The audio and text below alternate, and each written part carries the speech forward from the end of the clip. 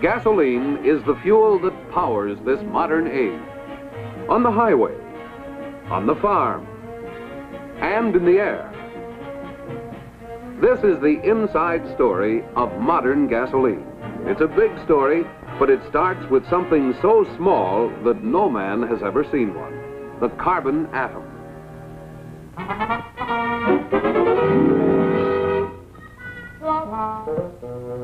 Hello, folks. I'm a carbon atom, and since I'm an essential part of each of the hydrocarbons in crude oil, I'm here to give you the inside dope on gasoline. I'm the smallest possible particle of carbon. Why, I'm so small, 1,000 billion atoms like me could dance on the head of a pin. Scientists know I act as though I had 4 arms, and these fellows, who are the hydrogen members of this combination, have only 1 arm. We're going to form a molecule. Watch.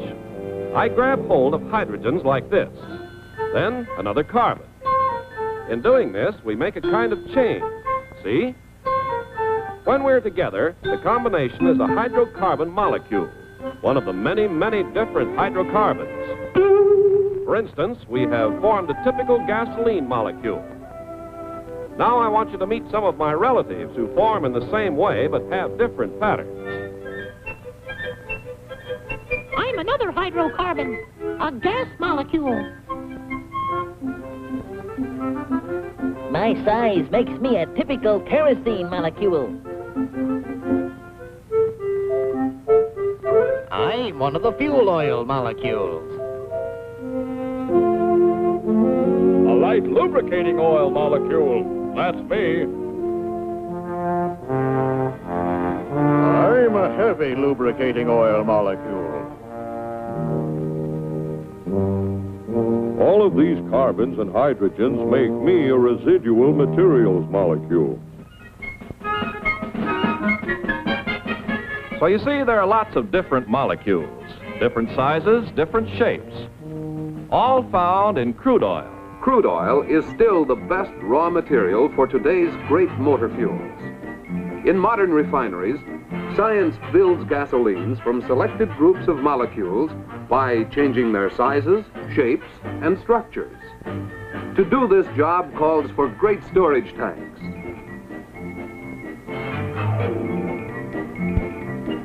Batteries of pumps.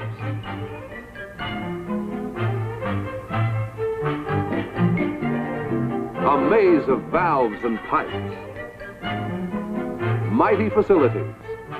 And an army of experienced, specially trained workers. The first step is to separate the crude oil into the parts that you saw a moment ago. This is done by distillation. You know that when you boil water, the vapors can be condensed. The same principle is used in distilling crude oil. Giant units with bubble towers condense vapors just as the cold tumbler did. Here in a single tower, much simplified, crude oil is separated into the different fractions needed for gasoline, kerosene, fuel oil, and other petroleum products.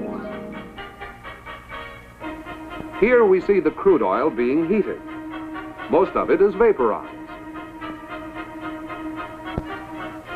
At the bottom of the bubble tower, unvaporized large molecules of heavy lube oil and residual materials are drawn off. At the second level, the light lube oil is condensed out of the vapor and withdrawn. At the third level, the largest of the lighter remaining molecules condense to form the fuel oil cut. At the fourth level, kerosene is condensed and drawn off. At the fifth level, the gasoline molecules become liquid, leaving the very light gas molecules to go out the top of the bubble tower.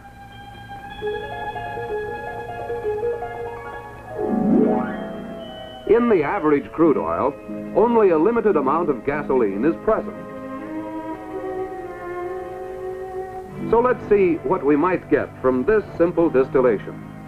A barrel of crude oil produces 20% residual fuel oil and asphalt, 7% lube oil and wax, 39% gas oil and fuel oil, 15% kerosene, 1% gas, and gasoline only 18%. Not nearly enough for today's millions of cars. But science came to the rescue by inventing the cracking process, enabling refiners to make more than twice as much gasoline from each barrel of crude. Today, were it not for the demands for fuel oil and diesel fuel, almost the whole barrel could be converted into gasoline. By making more gasoline, cracking has conserved our natural resources and at the same time made gasolines of higher anti-knock quality for greater performance and economy. Here's a typical gas oil molecule to be cracked. You're already familiar with the way it's constructed. To crack it, heat is applied under precisely controlled conditions, more heat than is needed for distillation. You're watching how science first changed a molecule into more useful ones.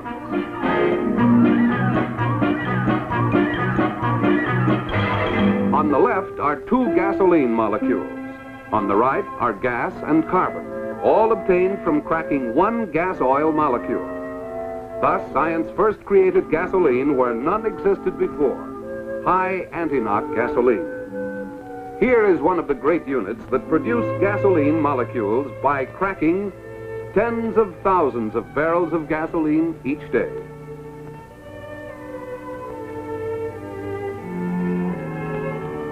Several other science fashioning processes have since been developed. One is called polymerization.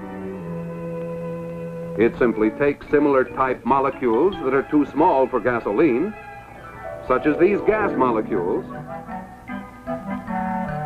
unites them by the polymerization process to form a larger molecule, a gasoline molecule of exceptionally high anti-knock value. Thus, science again fashions for us more and better products. By a somewhat different process, this alkylation unit joins together two very small molecules to make another high-octane gasoline component. And this reforming unit takes low-grade gasoline found in crude oil and changes it to high-grade gasoline.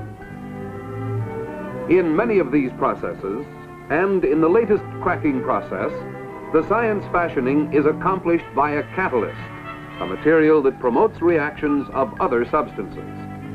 The most modern cracking process uses a catalyst in the form of a fine powder that will flow like a fluid. Here is what happens inside a fluid catalytic cracker. Gas oil is heated. It is joined by the hot, finely powdered catalyst, shown here as little white grains. The hot oil and the still hotter catalyst then move together through pipes up into a chamber called the reactor and are tumbled about. Here, the heavy oil molecules are cracked by catalytic action to produce gasoline molecules. These move out at the top. As the catalyst becomes covered with coke, it becomes less active and is drawn off at the bottom. Air blows it through a pipe to the regenerator where the coke is burned off. This reheats the catalyst, which again joins the flow of incoming oil. Here's the entire operation, showing the complete cycle. Notice that the same catalyst is used over and over in this modern method of gasoline manufacture. It takes a complicated unit to do the job. Every 2 minutes, a whole carload of catalyst passes through the lines. 16 stories high, each of these big cat crackers can produce enough gasoline in one day to last the average motorist 1,000 years. Contrast the modern unit you've just seen with this historic Burton cracking still at Whiting, Indiana. the first successful commercial cracking unit. Though the amount of oil in today's catalytic cracking units is actually less than in the old Burton units, the catalyst cracks the gas oil more than 7,000 times faster, and so permits much greater throughput. It is one more demonstration of serving through science. The average driver may not know a cat cracker from a firecracker, but he wants top performance when he starts the engine. The right volatility allows the engine to warm up without coughing or sputtering. But starting and warm-up are not the whole story. In all seasons, the driver wants quick acceleration and a lot of other things. He wants full power on the highway. He wants long mileage and economy. And all of these things call for a scientific balance of gasoline components. You know how easy it is to ignite gas, which is made up of small molecules. Here's a mixture of liquid hydrocarbons so light and volatile that the heat of a hand will make it boil.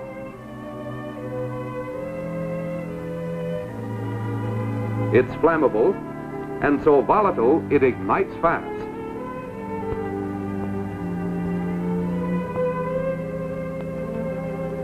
Now, here are some of the heavier, less volatile hydrocarbons. The lighted taper does not ignite them. Yet, when vaporized and burned in an engine, they pack a lot of power and give mileage. To make a gasoline blend that will have a proper combination of volatility characteristics, first we put in the very light hydrocarbons for quick starting. The next heavier ones have rapid warm-up. Then some that give instant live power acceleration. And a final portion for full power and good mileage out on the highway. The blended gasoline has the desired range of performance with economy because it contains just the right groups of hydrocarbon molecules. One for instant starting, but so active that in the summer it should be used only in moderation. One for rapid warm-up. One for smooth acceleration. And one for full power and good mileage. Molecules that work together. A harmonious team.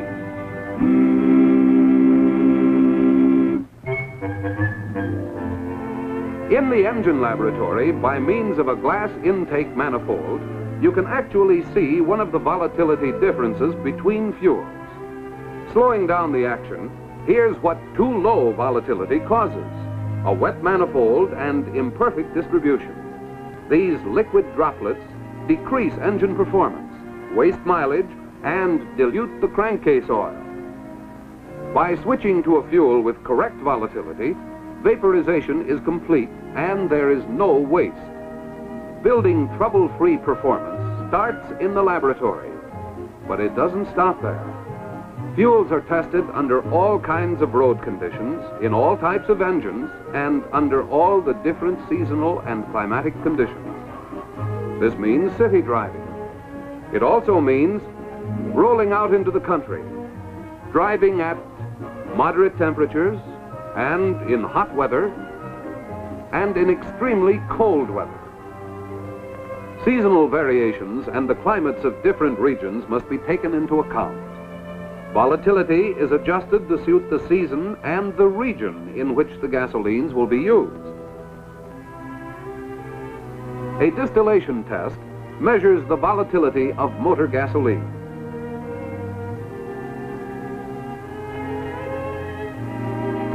This is the test which determines how the various components of the gasoline have been blended.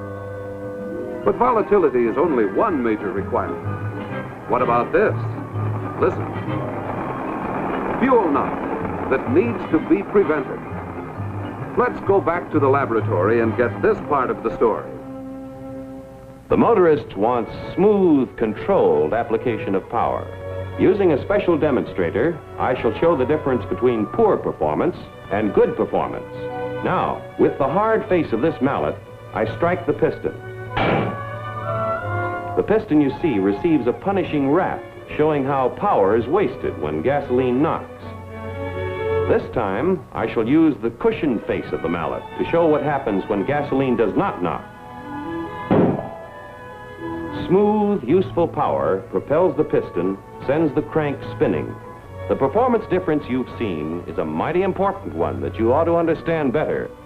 So let's look inside the engine by means of animation and see what happens when the fuel burns.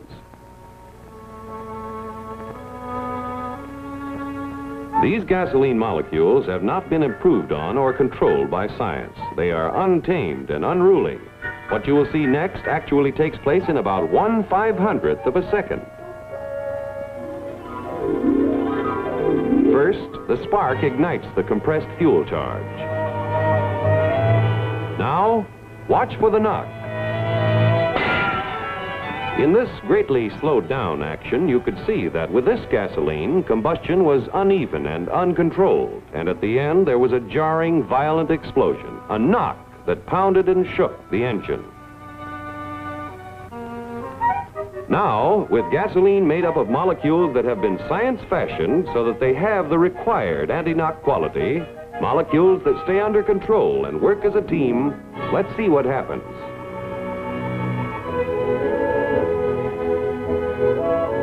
Note in this case that the combustion is more uniform, and there is no knock.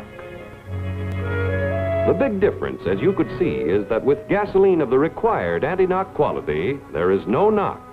Combustion is smooth and even and completely under control. In the modern high-compression engine, modern gasoline gives the greater performance required today. The car accelerates more rapidly, climbs hills faster, travels more miles per gallon. In addition to fashioning the molecules to prevent fuel knock, refineries usually add minute quantities of tetraethyl lead to help accomplish the same purpose. This model shows how just the right amount of fluid containing tetraethyl lead and dye is added to the gasoline.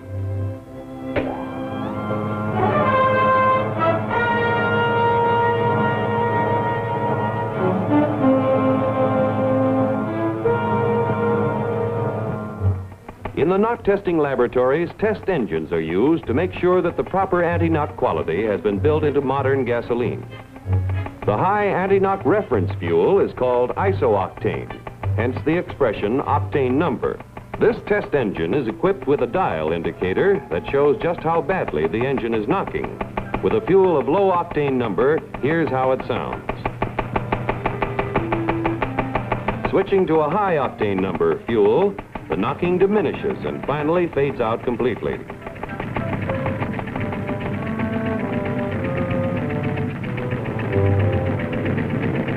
This illustrates the smooth, even performance you get from a fuel of proper anti-knock quality. All of these facilities and know-how are not enough.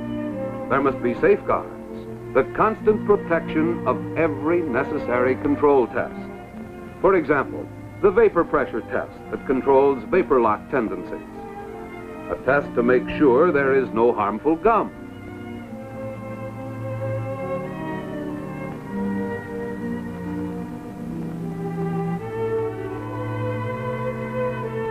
Another to make sure that today's fine gasolines will not deteriorate in storage. A test that guards against corrosive impurities.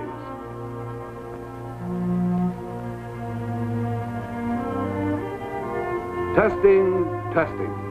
Behind the top performance of today's fuels are more than 1,500 daily control tests. But what about tomorrow's fuels? The fuels of the future. Let's visit another of the great laboratories. This one is entirely devoted to extensive research into the changing world of tomorrow. 10 years from tomorrow, even into the next century.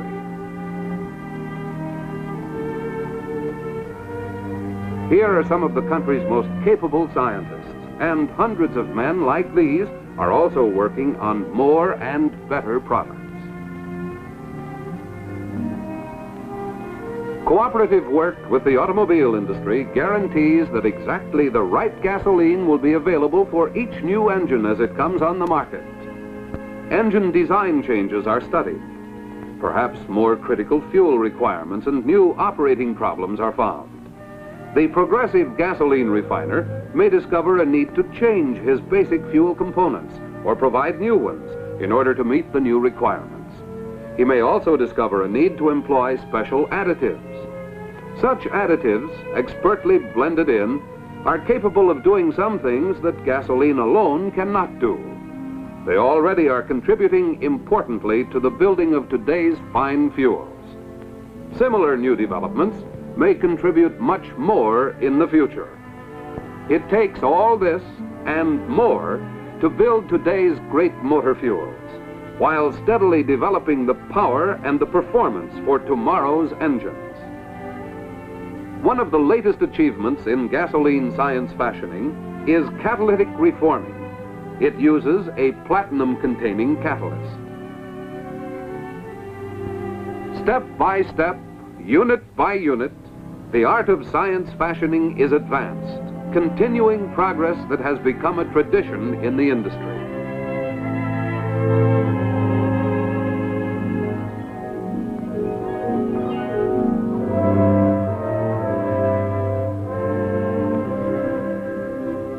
So there's the story, folks, and I'm proud to be a part of it, even if only as a tiny atom inside modern gasoline.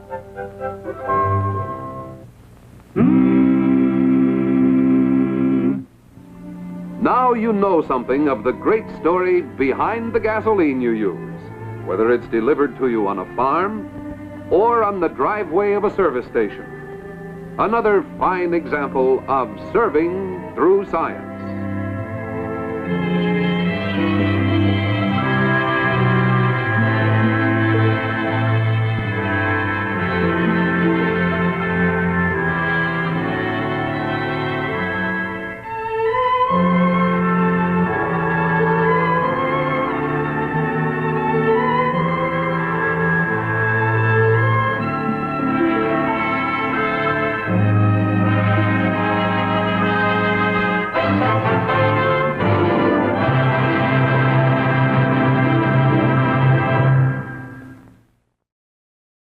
Carbons and crude oil, I'm here to give you the inside dope on gasoline.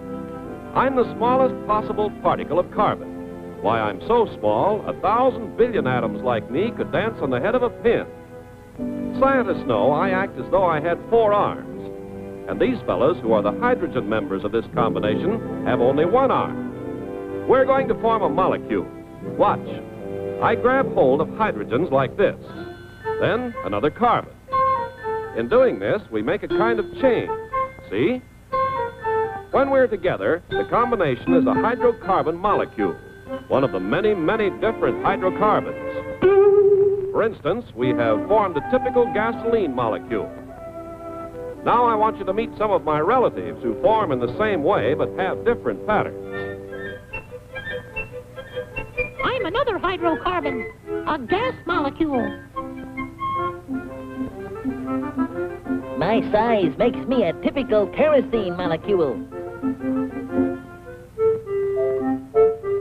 I'm one of the fuel oil molecules. A light lubricating oil molecule. That's me. I'm a heavy lubricating oil molecule. All of these carbons and hydrogens make me a residual materials molecule. So you see, there are lots of different molecules, different sizes, different shapes, all found in crude oil. Crude oil is still the best raw material for today's great motor fuels. In modern refineries, science builds gasolines from selected groups of molecules by changing their sizes, shapes, and structures. To do this job calls for great storage tanks.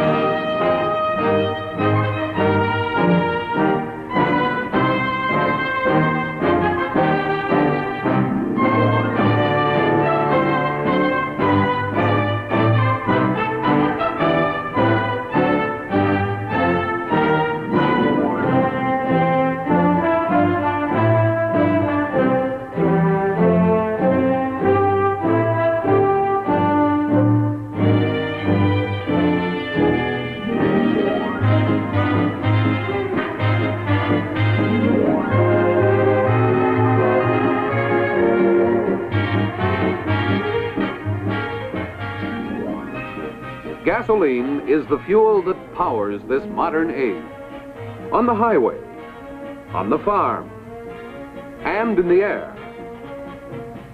This is the inside story of modern gasoline. It's a big story, but it starts with something so small that no man has ever seen one. The carbon atom.